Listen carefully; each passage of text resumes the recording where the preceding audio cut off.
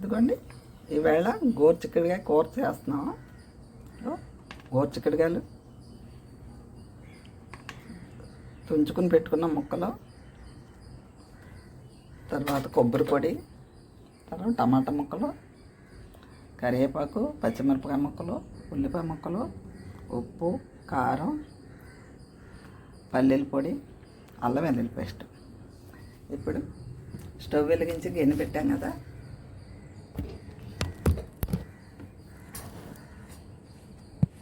వేడెక్కిపోయింది కదా, ఆయిల్ వేస్తున్నాను కూరకు సరిపడా.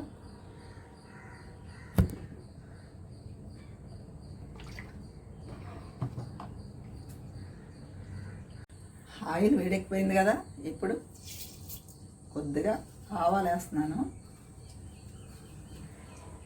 కరివేపాకు రొబ్బలు వేస్తున్నాను,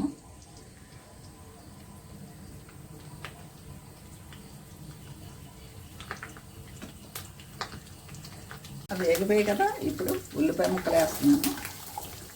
నేను పెద్ద ఒక ఉల్లిపాయ కోస్తానండి.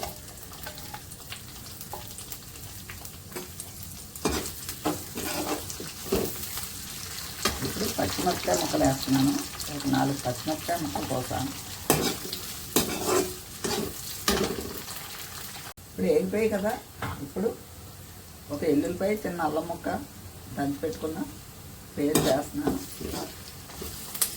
కొద్దిగా పసుపు వేస్తున్నాను.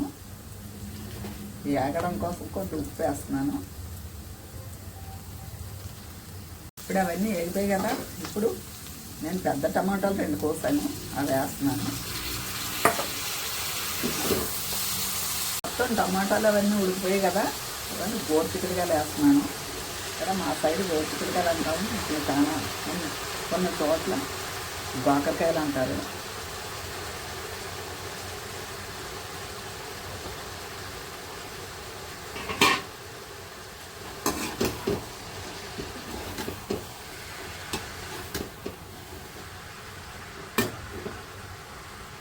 పల్లీ పొడి వేసేస్తున్నాను. నేను కొద్దిగా కొన్ని పలుకులు కొబ్బరి పొడి వేస్తున్నాను. తర్వాత ఉప్పు, కారం అన్నీ వేసేస్తున్నాను. జీలకర్ర పొడి, ధనియాల పొడి కలిపి ఒక స్పూన్ వేసాను. ఇవన్నీ వేగిపోయాయి కదా, ఇప్పుడు కూరకు సరిపడా నీళ్ళు వేసేస్తున్నాను. ఎందుకంటే ఇవి పచ్చి ముక్కలు కదా, కొద్ది నీళ్ళు ఎక్కువ పడతాయి.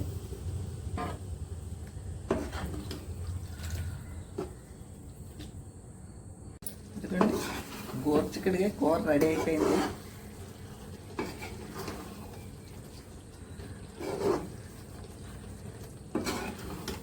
మీకు నచ్చితే ఒక లైక్ కొట్టండి, సబ్స్క్రైబ్ చేసుకోండి.